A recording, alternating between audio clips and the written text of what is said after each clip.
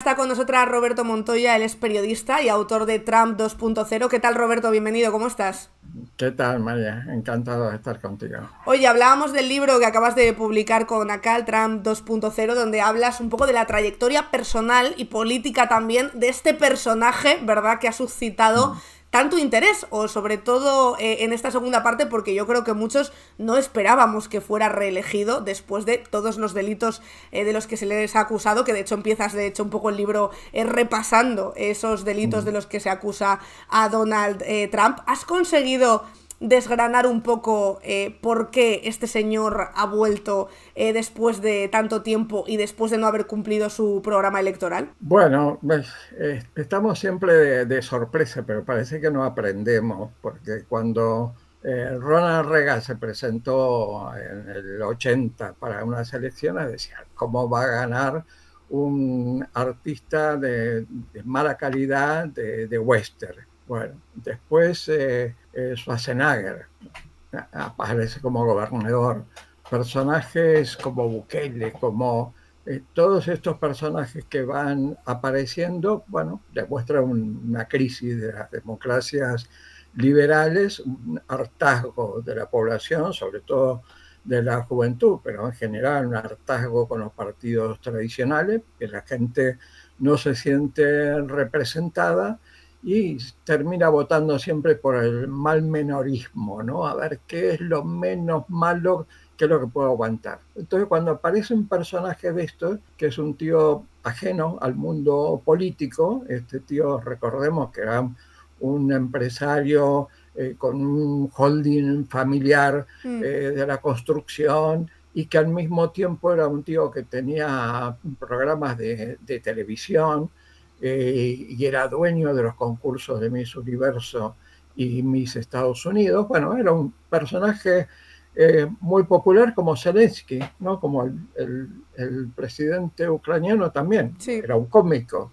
Era, eh, este tipo de personajes aparecen y la gente dice, bueno, probemos a ver si estos que un tipo como este que está lleno de dinero, es un multimillonario, por lo menos no va a robar y no tiene otro interés que prestar servicios al Claro. país. Bueno, eso pasó en 2016 cuando ganó las elecciones.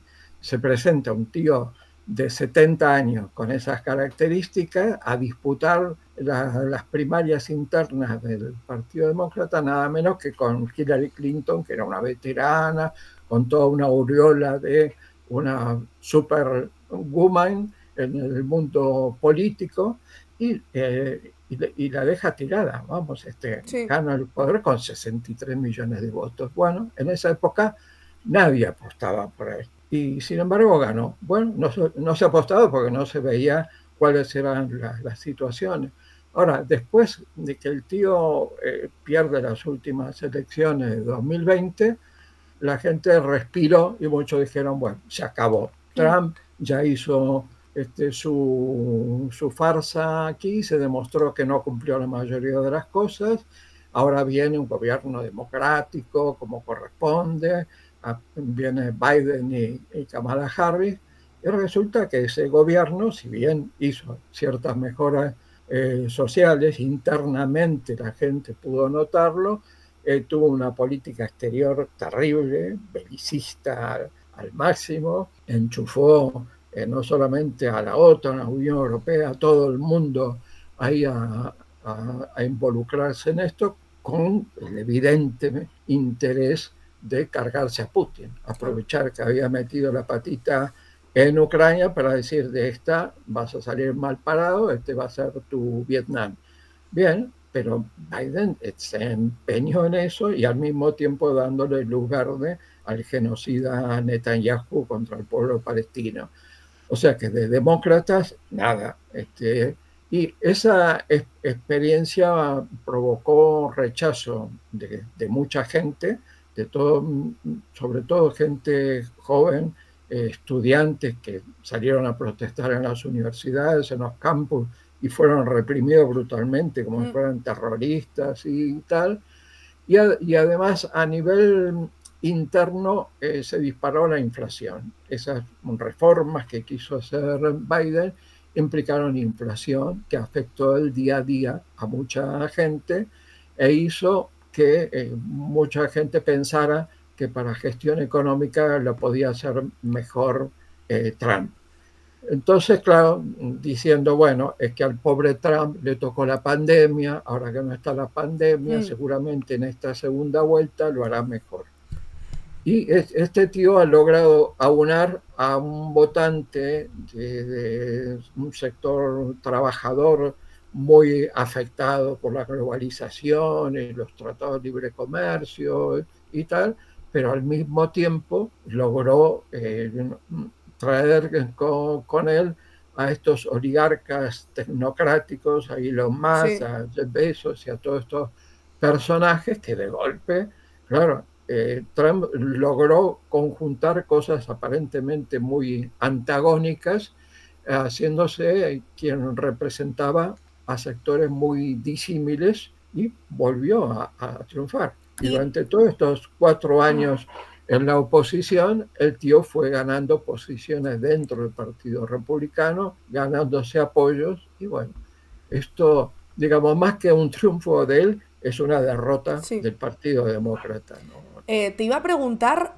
por qué esa diferencia entre el primer Trump y este segundo, ¿no? Que nos da la sensación de que tiene mucha prisa por hacer cosas. ¿Por qué le ha entrado esta prisa?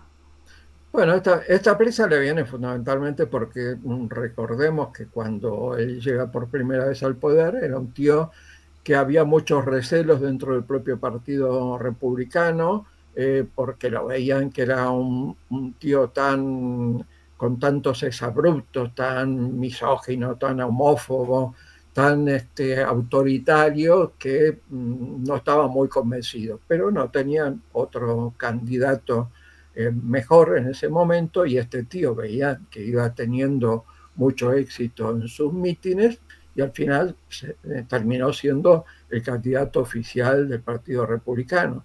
Pero él tuvo algunas limitaciones para llevar a cabo algunas de las reformas más duras, más autoritarias, más antidemocráticas, justamente porque había más contrapesos dentro del Partido Republicano y no controlaba las dos cámaras, con lo cual tenía ciertas limitaciones para llevar el programa adelante.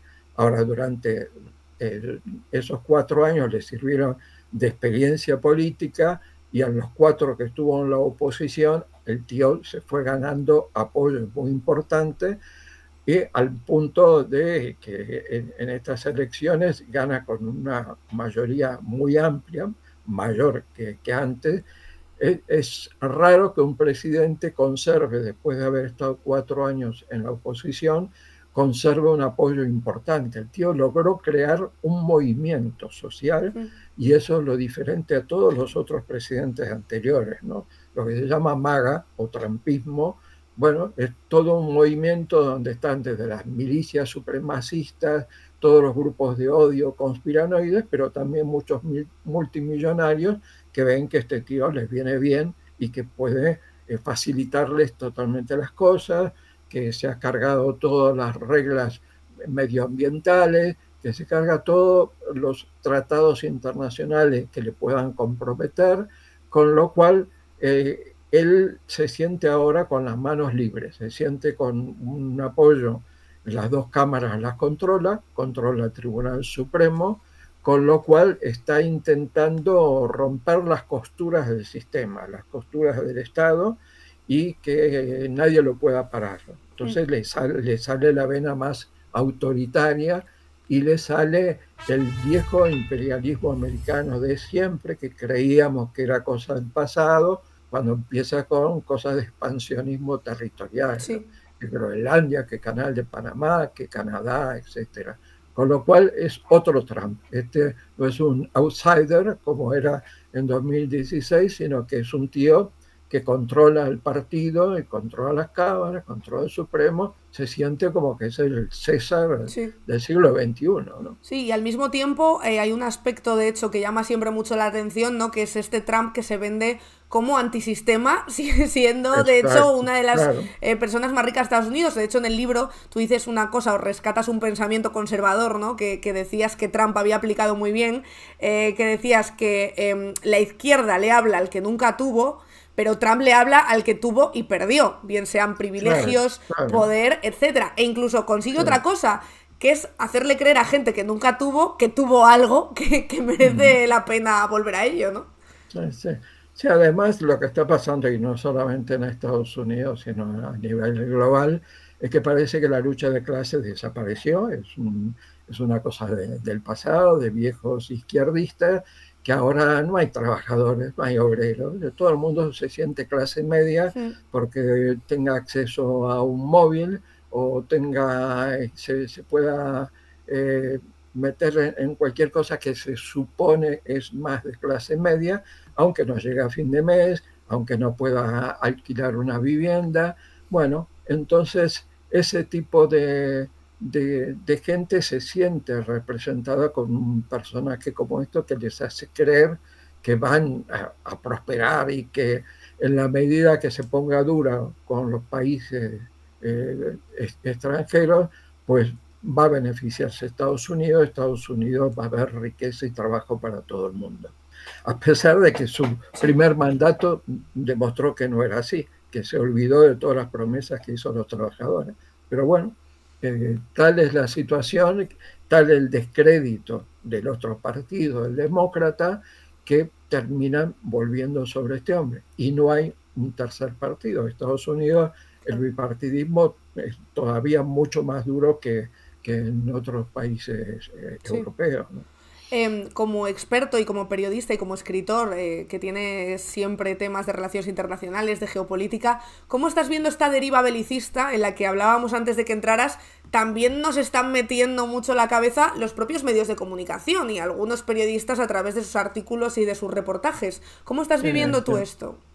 Bueno, es siniestro y hay mucho cinismo en todo esto. Es decir, cuando la Unión Europea eh, ha seguido a pie juntilla toda la doctrina militar, toda la política exterior de Estados Unidos de una forma sumisa históricamente, pero con Biden fue una cosa muy alevosa, ¿no? Es decir, de Ucrania, vengan, vengan, ayúdenme, todos hay que ayudar a Zelensky contra el invasor ruso, sin contar ni los medios de comunicación tradicionales y que siguen teniendo tanto poder en este país y en Europa en general, pues claro, nos cuentan la versión americana y sus aliados europeos. No nos cuentan cómo se llega a esta situación. Yo no justifico la invasión rusa y las cabechinas, vamos, las masacres que está habiendo de un lado y de otro, pero hay que entender la historia para ver cómo después de terminada la Guerra Fría, la OTAN no se disolvió, sino que al contrario, no teniendo el enemigo comunista que era lo que había justificado la OTAN, se fue expandiendo y expandiendo cada vez más hasta las propias fronteras de Rusia y había muchas advertencias de estrategas, de militares, incluso de una tía conservadora como Angela Merkel, que decía, cuidado de que el oso se puede despertar, Mm, y el oso estaba avisando. Pensemos que Rusia, cuando se creó la OTAN, incluso planteó la posibilidad de entrar, y que le dijeron, no, no, estas puertas son para nosotros, para los occidentales.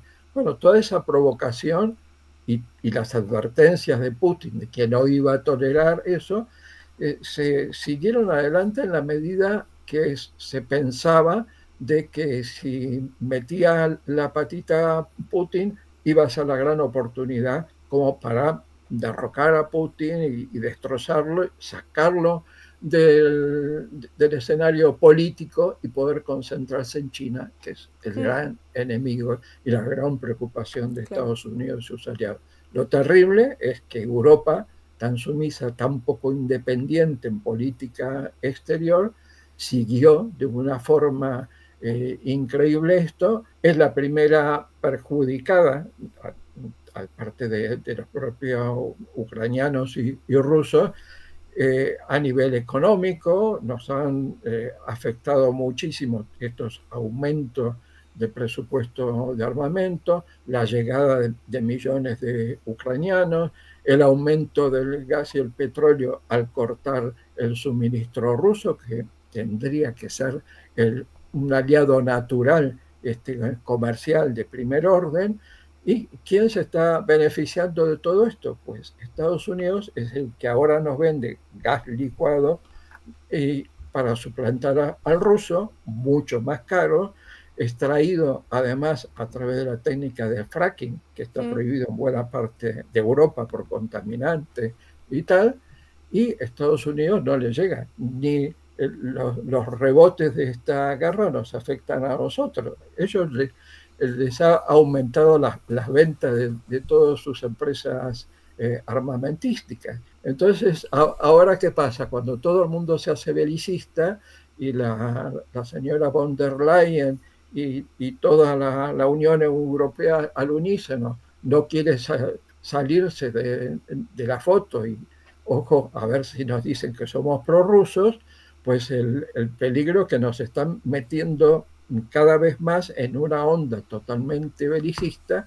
y el peligro mayor hoy día es Trump, más que Rusia. Y además justo te iba a decir que fíjate que ese es un miedo que tenemos en Europa, porque Trump no se lo ha pensado dos veces a la hora de reunirse con Putin y no ha temido que le digan prorruso. Claro, claro.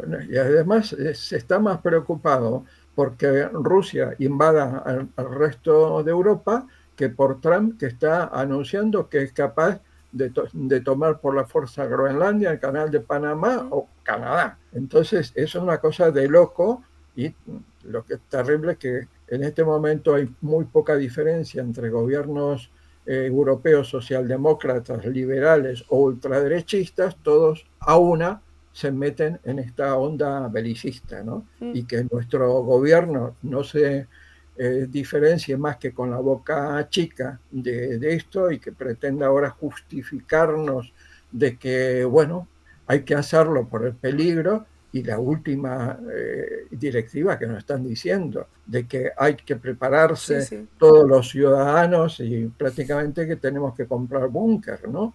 Entonces, bueno, detrás de toda esta vorágine terrible está también intereses comerciales muy importantes como la industria militar europea, que si ahora corta el grifo Trump, pues se alimenta mucho más la industria militar europea y lo pagamos el resto de los ciudadanos, ¿no?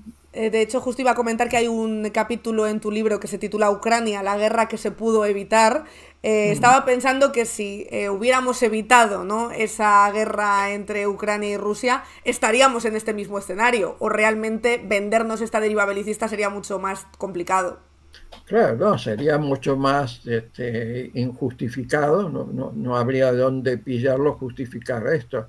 Y incluso Trump, que fue el primero que empezó a decir que había que aumentar los presupuestos de defensa para desligarse cada vez más de esa responsabilidad y con interés propio, que se armen ellos, que me sirvan como aliados para contener a China, pero nada más.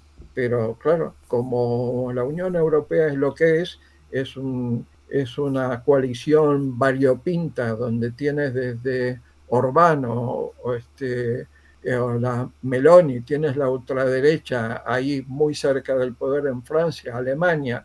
¿Qué tipo de unión realmente existe? ¿Qué significa más de ciertos acuerdos comerciales, ciertas regulaciones?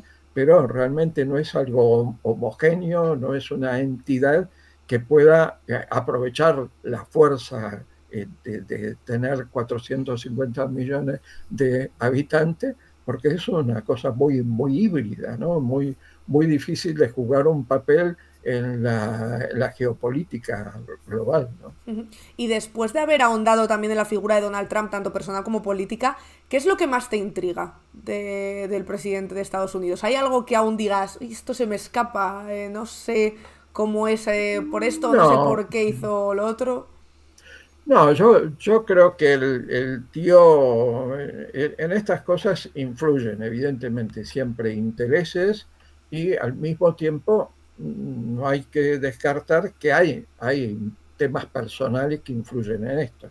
El tío tiene un ego grande como la casa, con lo cual yo preveo que pueda terminar teniendo choques con Elon Musk, que es otro, el ego que el poder global debe dar un subidón terrible, claro, mucho mayor que los poderes de un alcalde o de un Claro. gobernador o de un presidente de un país. El ser presidente de Estados Unidos y ahora con la alianza de estos tecnócratas que controlan las más grandes redes sociales del mundo, que se permite Elon Musk hacer injerencia directamente en procesos electorales de Alemania y de tal, pues da como una adrenalina a tope, que me imagino que tiene mucho que ver con las características de Trump, además con lo prepotente, lo soberbio que es. Y él intenta evitar el declive americano. Lo que han intentado otros se sabe que Estados Unidos no es lo que era hace 20 años, que China ahí está por ser la primera economía del mundo, que hay incluso los BRICS juegan un papel cada vez más importante, es decir, que hay muchos más protagonistas en el tablero mundial, que Estados Unidos ya no puede hacer cualquier cosa. Entonces él saca pecho y dice, pues yo sí puedo, yo lo voy a hacer, y empieza a hacer ese chantaje. Es un chantaje de máximo para intentar después de negociar un poco, pero claro, después terminas conformando con las migajas que te deje y parece hemos conseguido el éxito porque no invade nuestro país. Bueno, bárbaro, estamos a salvo porque Trump.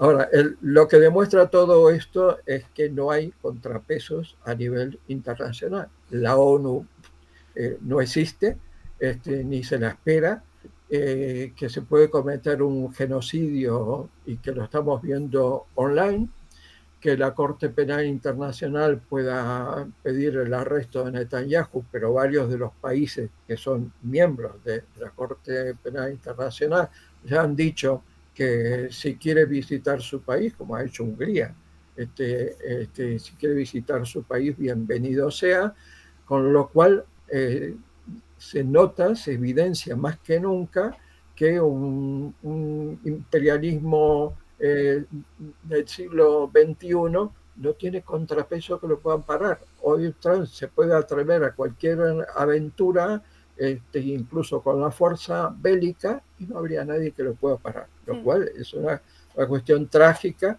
que espero que a mediano plazo, por lo menos, o a largo plazo, provoque una ola inversa de rechazo a semejante cosa, como ha pasado otras veces, ¿no? Las olas van y vienen. Sí. Ya veremos lo que ocurre, pero Roberto, muchísimas gracias por venir aquí a hablarnos Bueno, del libro y ha sido un placer conversar contigo, hemos aprendido mucho bueno, y ojalá te pases más veces por aquí. encantado. Un Bueno. abrazo.